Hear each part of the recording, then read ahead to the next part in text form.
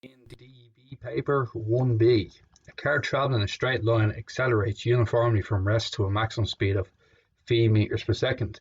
It then continues at this speed for t seconds before decelerating uniformly to rest. The average speed of the car for the journey is 3v/4. Draw a speed time graph for the motion of the car and hence or otherwise show the time taken for the whole journey is 2t. Okay, so what we do is we get xy axis like so, and suppose a maximum speed of v. From rest means you start from 0, 0. Okay, and then you accelerate and then decelerating uniformly to rest. Okay, so there's a different acceleration and deceleration by the looks of it. Maximum speed and continuous speed for decelerating uniformly to rest. So there's no guarantee those two angles or distances are the same. Okay, so what we go is we accelerate, token value up to here. Then we stay at a constant speed for a while, and then we decelerate back to rest, like so. Okie dokie. And t seconds. So if we break it up into 3 sections, there's the triangle at the front, triangle at the back, and the rectangle in the middle. They're all of height v. This one's t. Okay, I think we'll call this one t1. And call this T2 or T3. I suppose T3 might make sense in the sense of the question. Okay, so the first thing is we got the average speed, and average speed is total distance over total time. Okay, so this means that 3v/4. Now we could suppose we could get the distance of each one using areas. So the distance of the rectangle is velocity times time, because it's phi times t, which is phi t. The other one, which is a height of phi and t1, is a half phi t1, a half velocity times time. And then this one here is a half phi t3.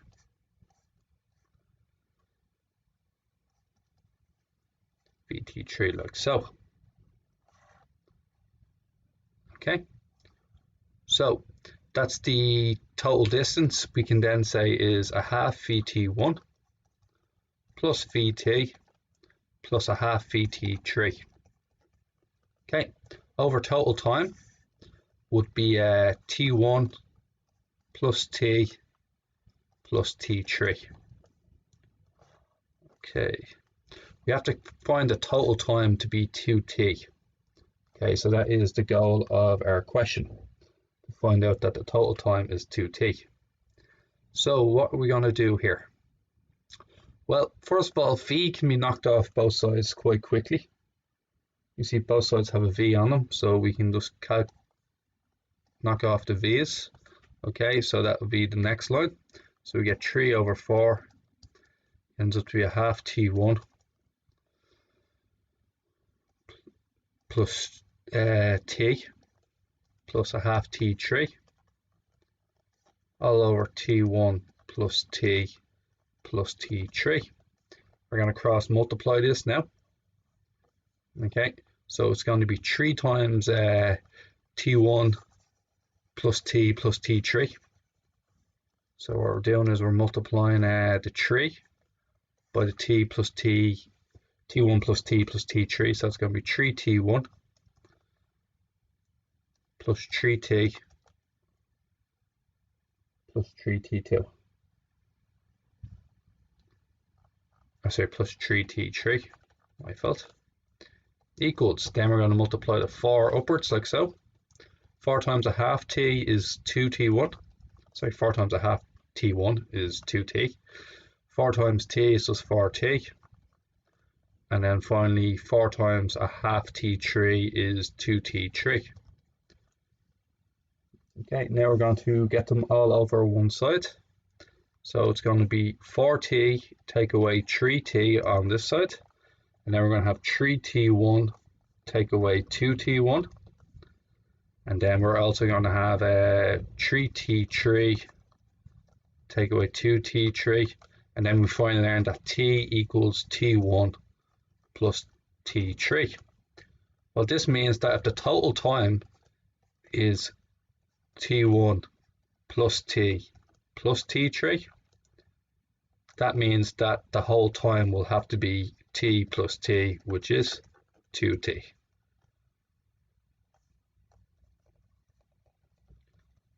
So total time equals that 2t. Okay, so that's part 1 done, handy enough. Part 2, if the car observes a speed limit of phi over 3, find in terms of t the least time the journey would have taken, assuming the same acceleration and deceleration as part 1.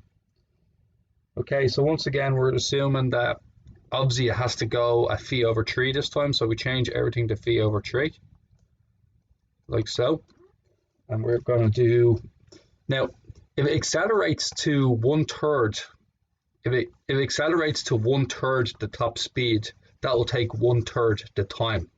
So just to hit this point home here, what we could say is that imagine you had an A value of 2 and you had a U value of 0 and a V value of 10. How long does it take an acceleration to get to 10? It'll be able to phi minus U over A. So that'd be 10 divided by 2, which is just 5 seconds, okay? So t would be 5 seconds. Now, if we were to double this to phi equals 20, it'd be 20 divided by 2, which will equal 10 seconds. So what we're basically saying is if you half the top speed, you half the time. If you 1/3 the top speed, you 1/3 the time. And the same for the deceleration. Okay, so that's what we're doing there. Okay, just to bring that back to life there. Now we're going to run a similar method to last time, maybe. Now, find terms t the least time the journey would have taken, assume the same acceleration and deceleration as in part 1. Okay, so the distance remains the same. So we could use the distance in the first. We can use the answer for the first part. So distance equals average speed multiplied by time. Now, the only difference is this t in the middle is no longer t. It's a new time. I think we'll call this x, because there's no guarantee about how long it has to stay at the constant velocity for, so that has to be different. Now, regards to total distance in the first question, we had an average speed of 3v over 4, and then we multiplied by the total time it took, 2t. So that means that it's 3v multiplied by 2t, which would be 6vt over 4, which is 3vt over 2. And that's the total distance.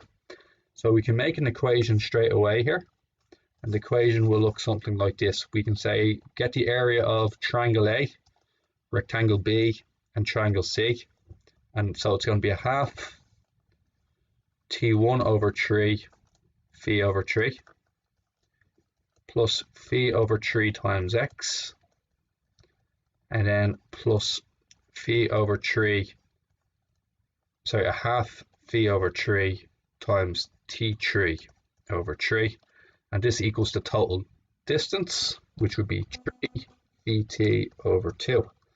Now straight away all those v's are going to cancel, so no need to put the v's in the next section. You don't have to worry about the v's. Okay, so what we're going to get here is basically 2 times 3 times 3 is a 12th, so t1 over 12 plus x over 3, where x is the time, plus, let me see, the next one's going to be t3 over 12. Do you know, I think I'll change everything to 12, so I'm going to multiply this top and bottom by 6 to get 18 t over 12. And then I'm going to change this to 4x over 12, just to keep everything the same. Alrighty, so what can we learn here? Well, I think what we can learn here is that we know that t1 plus t3 is t from the last question. So now we have t plus 4x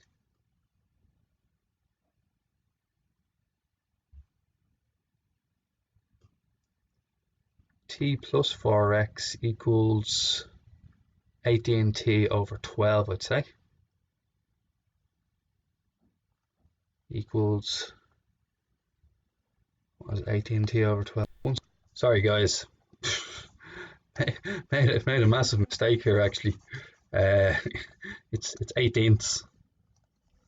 So, sorry, just one sec guys, I hate when I do this. Vt, so just t1 over 18 plus x over 3 plus t3 over 18, my fault, equals 3v.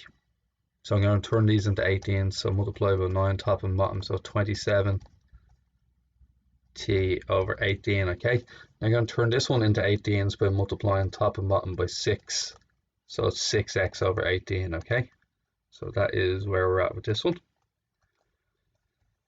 Now the 18s cancel. T1 plus T3, which we learned from part 1, is T. So it's T plus 6x equals 27t.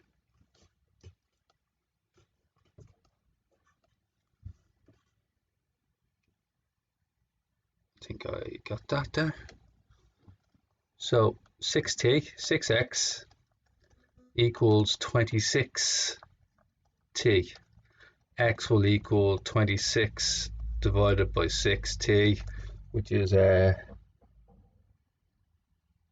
13 over 3t. 13t over 3, which is what I wanted. Okay, therefore the time for your full journey is t1 over 3 plus x plus t3 over 3. T1 plus T3 is, so what we're going to say is T1 over 3 plus T3, so it's a third T1 plus T3 plus x, which is 13t over 3, and this is t over 3 plus 13t over 3, and the answer is 14t over 3, and we're done.